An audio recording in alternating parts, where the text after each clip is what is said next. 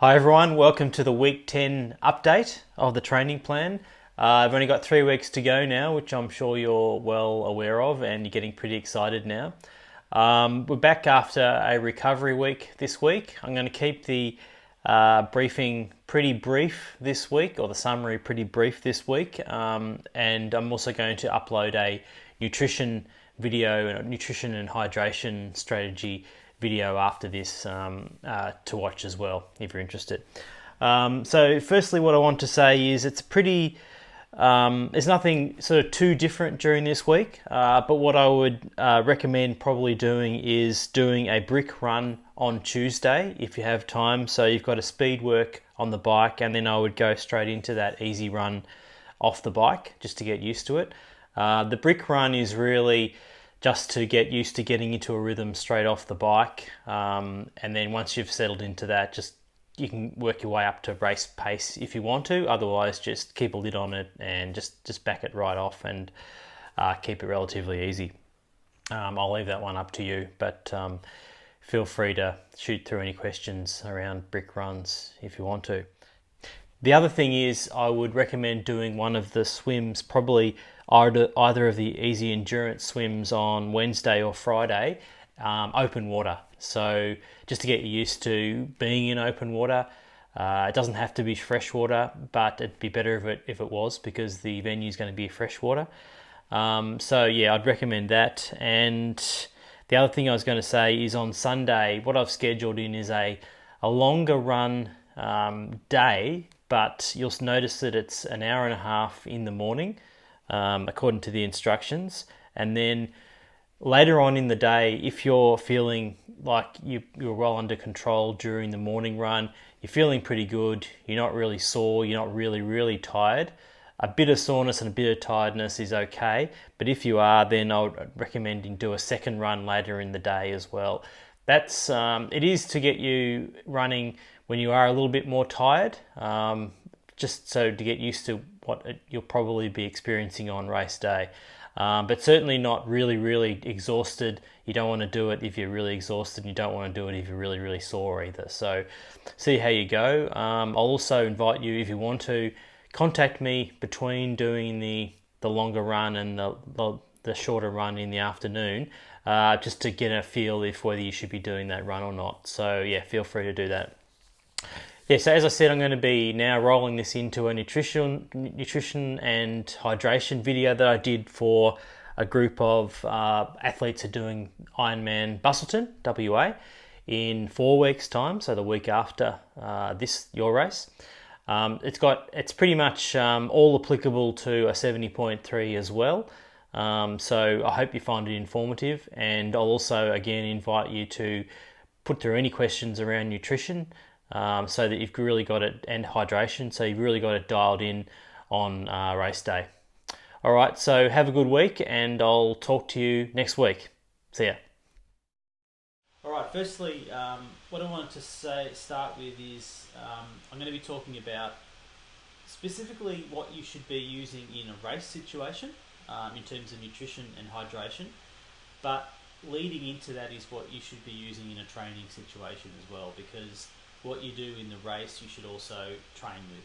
And a lot of the training you're doing now, particularly when you're going to 5 hour, 5:30, 6 hour rides, those really long rides and the long runs as well, you really do need a firm base of nutrition and hydration to be able to actually get through those sessions in a reasonable manner, and not fall in a heap at the end of them.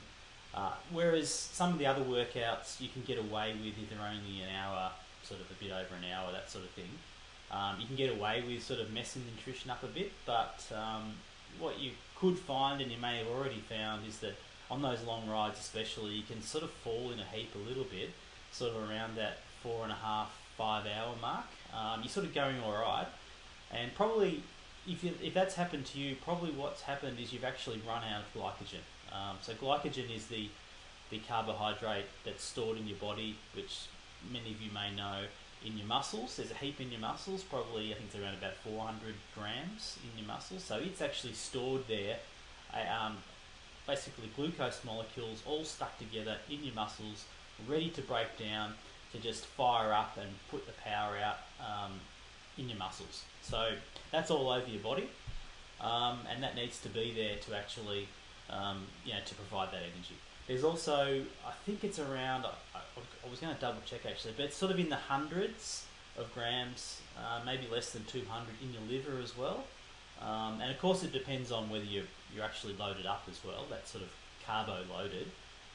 You may actually be depleted at any stage during the day of glycogen, particularly overnight. You actually use a lot. Your brain actually uses a lot of glucose, a heap actually, and it can go quite low by the morning of that carbohydrate. So really, so you've got a lot of that carbs on board. Now, if you just you may have, as I said, you may have found that in a training ride you might have sort of bonked a bit because that's run out.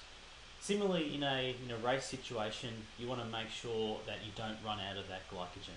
It's really, really important.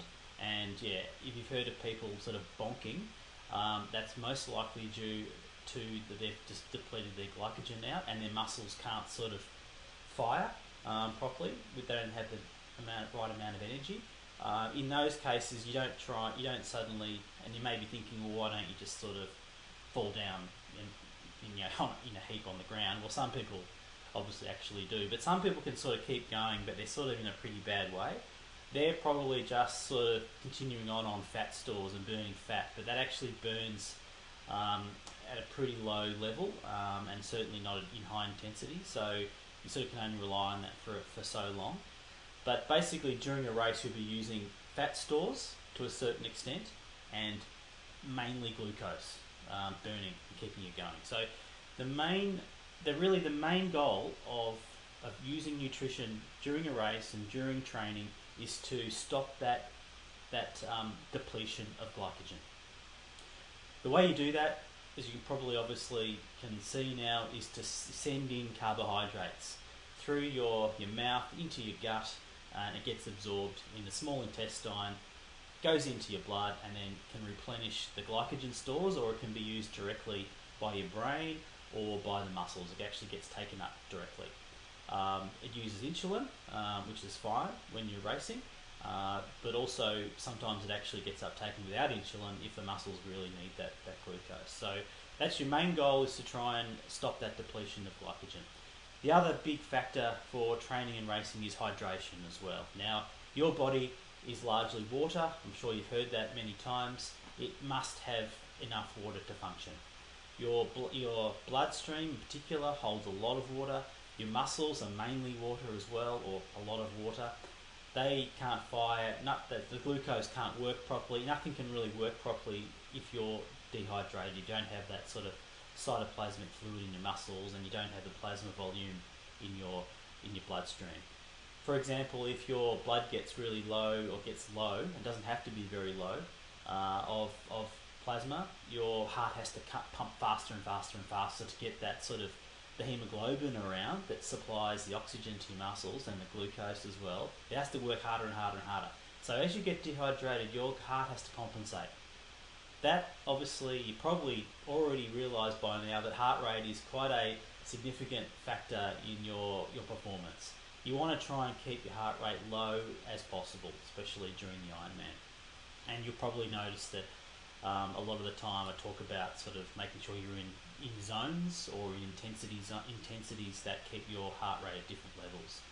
So, and just on the hydration as well, I think they've done studies that shows that you really only have to have about 2% rate of dehydration to severely, or not, to start affecting your performance, and from there it just keeps going south. So you really, really want to make sure you keep up that hydration as well, along with your carbs as well. So, alright, what sort of carbs should you have? No, sorry, one more thing I want to say. You may have heard lots of things about low carb, high fat diets and that sort of stuff. I'm not going to go into that territory. There is some advantages, and I do know quite a lot about that. That's for, I would consider, more of the elite type athlete who really wants to get that nth degree out of themselves. I think it's probably, many people will agree with me. A lot of people will say, no, it's for everyone. I think it's actually very hard to manage though, that situation. You're on the edge with lack of carbs and all that sort of stuff, so you have to be very, very careful. So I would, if you're considering doing that, really recommend going and seeing a dietitian and working very closely on that.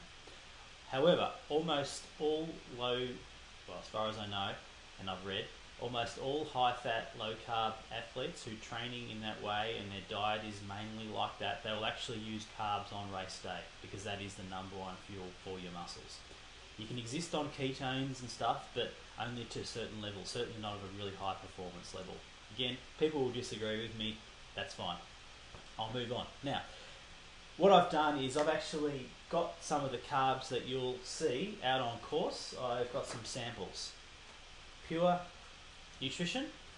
I've got the gels, the Ironman gels. These will all be out on course. Now, it won't be on course like this. It'll actually be made up in bottles.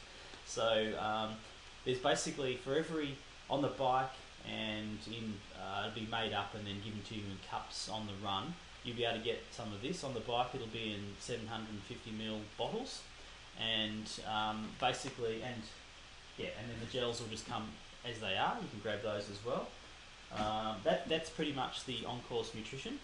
I'll talk about this little thing, this sort of stuff as well in a minute, because that's also on course and is good stuff in certain situations. Pure Nutrition, it's basically, so in that 750ml bottle, what it'll be made up with is it'll have 37.5 grams of carbohydrates in there. It's got a really, now I'll just say I'm not sponsored by any of these products, so I'm just endorsing them because I think they're really good. And I think Ironman's done a really good job in choosing really good quality products. This product has a good mix of carbs, so in fact probably I would say the perfect mix of carbs. It's got glucose in the form of sugar, and it's also got added glucose as well. So it's got sucrose and glucose in it, and then, as I said, in 37.5 grams per 750ml bottle. I'll go into some of the things you need to take into account in a minute. I'll just, what I'm going to say though is, firstly, the gels, they have maltodextrin, which is another type of sugar as well, and some of them even have this stuff called, which I'm sure you've heard of, fructose in them. So it's actually got with fructose. So you need to watch out. I would actually recommend, and I'll tell you in a minute why you should be having something with fructose in it. Basically, now I'm going to get nerdy on you here, because I'm actually a chemist and a pharmacist. So this is a sugar, this is a sucrose molecule. So there's nothing scary about that. It's a pretty simple molecule. The body loves it. When you eat, this is cane sugar, basically. When you eat this, it goes into your, well, firstly, it's actually, some of it's absorbed in your, by amylase, which is an enzyme in your mouth, and actually breaks down some of this and goes into your bloodstream directly from your mouth.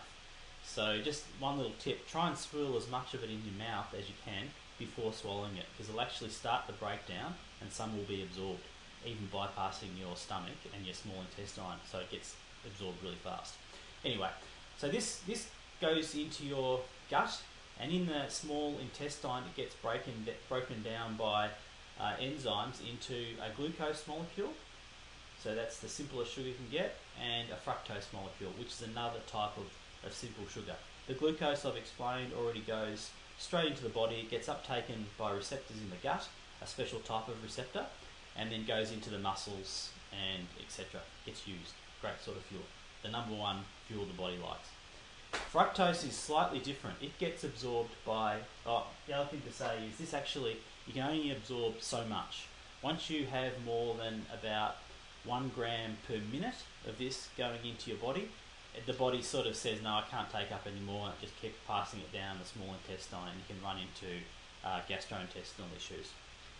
The beauty of having a sugar molecule that breaks down to fructose as well is that the fructose is actually absorbed by a different way in the gut, so it gets uptaken and it needs to actually go to the liver. The liver then breaks it down into glucose and then sends it back out and it gets used. What it means is, once this gets clogged up, this can keep getting absorbed, so you get more sugars absorbed. You basically can get an extra 50% sugar absorbed if you take it with fructose.